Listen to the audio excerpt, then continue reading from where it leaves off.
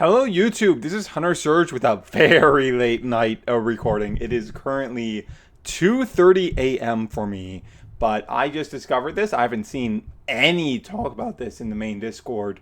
So I want to record a video about it real fast as soon as possible, which is right now at 2:30 a.m. So a few different distributors have put up their pre-orders for Moonrise. We have PhD Games here, we have Kokui Hobby Distribution here, and some other places, the Card World, ACD Distribution without images, and Trading Card Market. We're seeing basically the same information on all of them, so we're just going to go to PhD, which has a lot of it compiled in one place. So what we have here is pre-orders for every product in the Moonrise lineup, which stuff like the blisters gives us new cards. So let's talk about that. We of course have the booster pack, 36 10 card packs, one holographic box topper with 3 available designs. So same as with Daybreak, and each box has a chance at, oh, this is actually new. Each with a chance of at one of, no, that's the same. That's just the X out of 10 serialized seller box toppers that we have with the existing box toppers. So that's just the normal. Then over here we have the blister pack. So let's open these up for these new cards. It's the same as usual. $7 gets you a pack plus a stellar alt art of a specific card. So those cards are this Owloon, of course, breaking the border and stuff, real cool. And then 2 new cards. Let's talk about these. So first up, we have Werepup. Nexus form of Amp Pup, very obviously, is a 3/2. And it just has like the Beast trait, I think that is, or whatever. It's not the Ghost one, which is going to matter. When you normal cast this Werepup, you can search your deck for a Lunar Phase and add it to your hand. When you cast Lunar Phase Full Moon, you can special ascend this Werepup to like a void from your hand or deck. So one, this is just because it can just search the rune that you're using to special ascend. This just immediately is going to be converting into its special ascension, which is really, really powerful without even knowing what other stuff it can potentially do with the Lunar Phase cards. The Lunar Phase cards, we'll talk about this a bit more when we talk about one of the other cards, but they seem to be like a whole series with like a bunch of them that's like using the title mechanic, that they're all Lunar Phase and they have a title that distinguishes them. So Lunar Phase and then title Full Moon. Really cool that they're like really exploring that title mechanic. They've given themselves a design space for, and like this is a really good special ascension card. This card is kind of crazy, assuming that like a void is anything decent. Like even if it's just a solid stat line, having a 1 cost that can immediately convert into that bigger body, Cryovern, is immediately powerful by itself, without even accounting for all of the potential things that Lunar Phases that Werepup can search could potentially be doing. The other new card revealed from these blister packs is Comalis, Nexus form of Comegma, of course. It is a 4/2 with this the Ghost subtype. You can Nexus up to 2 Lunars. When you do, you search your deck for a Ghost Elestral and add it to your hand. That is really, really nice. The stat line is so much better than we saw in Exaltus. And it's just such a, like, I'm just going to pull up real quick. Let's go to play.elestrals. Let's go to the cards. And that is, what one is that? That is Spectral, I believe. Yeah, that's Spectral. So there's not much that this can search right now, but it can search Specteris. It's only in Luna related stuff right now. Only debuted in this latest set of Daybreak. By searches to Brontowisp, the Fungi. This could immediately make the Follow the Wisp stuff a lot more viable because you have the search options now, which is really cool. searches the Pharaohgeist, which is going to be really, really nice. Yeah, that gives like. No, you probably won't Nexus in the Pharaohgeist Turbo Rise from the Ashes decks, but like it is another option to make use of Pharaohgeist. So Pharaohgeist just being searchable in Lunar now is super, super nice. That's already some like really solid targets, and you have Spectaris too, which is just really, really good. Yeah, this card seems really nice. Yeah.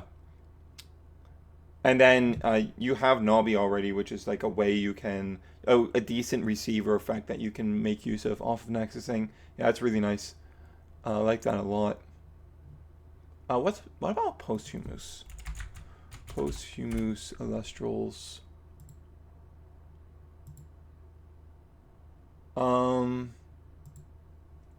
Yes, Posthumous is also this same subtype of the spectral subtype. So Posthumous is also going to be searchable by this. I don't think Posthumous is a terribly good card, to be quite honest with you.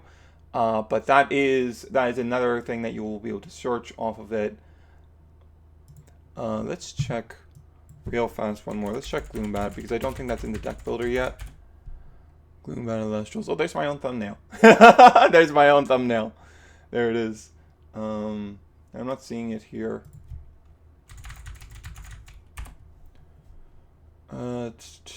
Is it on Shattered Stars in the main site? Maybe.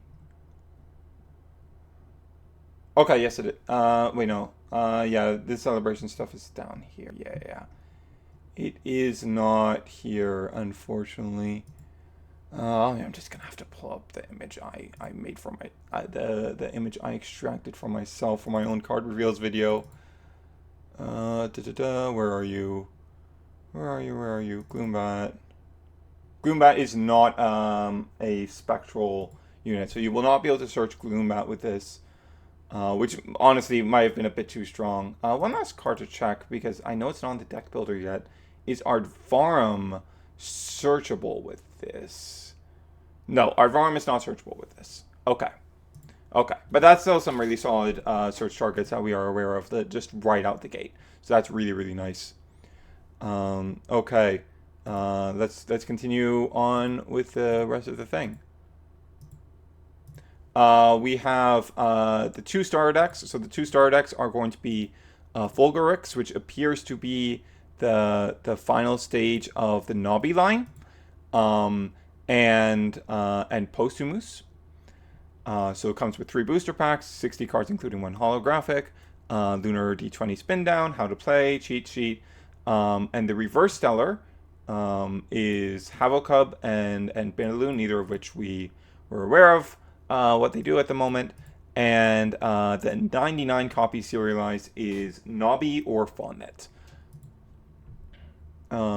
So the one thing I wanna focus on here is like these cards over here. They're too small to really get any details out of.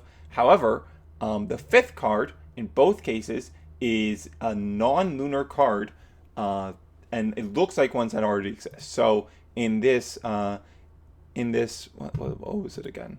Volclipse.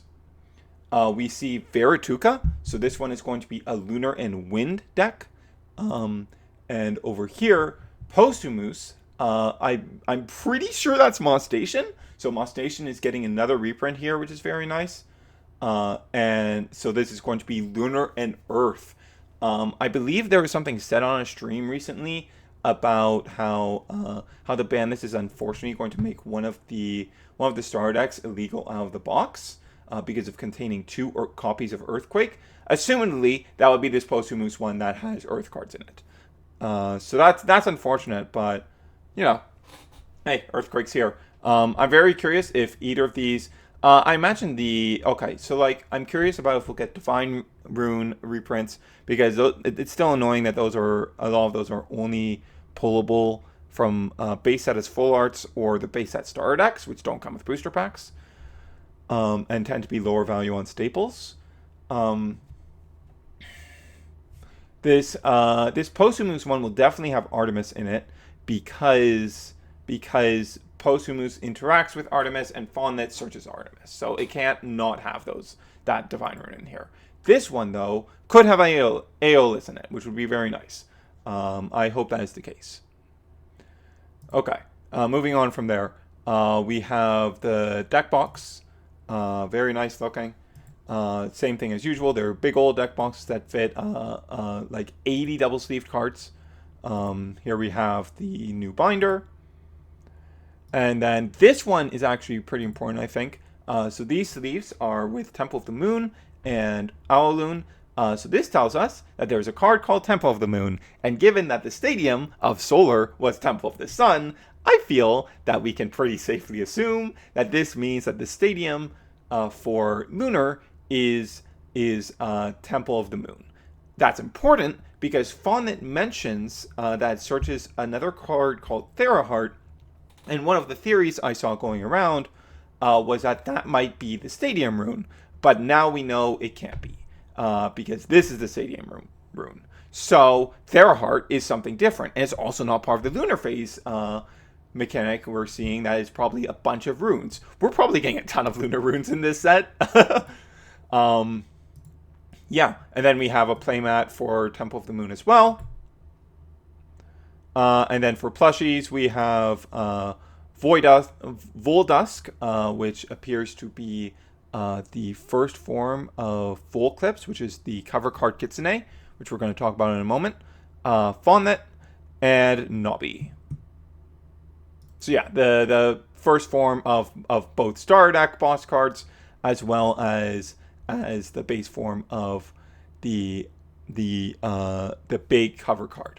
So let's talk about Volclipse, because Volclipse's full art, assumedly the box topper version, is here on this big splash image that we have here. And through damaging my eyes, I have stared at the card long and hard, and I'm pretty confident in what this thing does. So what we appear to be looking at is the effect appears to be, I just opened another tab of it, but that's fine. But the effect appears to be that it gains +1 attack for each different name among lunar phases in your underworld. It has a base defense of 12. We don't know what its base attack is. And you can shuffle an unreadable number of lunar phases with different names from your underworld into your deck in order to, this next part is covered by the pack in front of it, opponent's field into their hand. So I'm not going to put anything out in the air as super confirmed, because like we just straight up cannot read that part, but it seems to me, from what I can tell trying to look at the card, is that I think it's 8 different lunar phases. To me, it looks like an 8. It looks like an 8 in front of that lunar phase number, which is a very high number.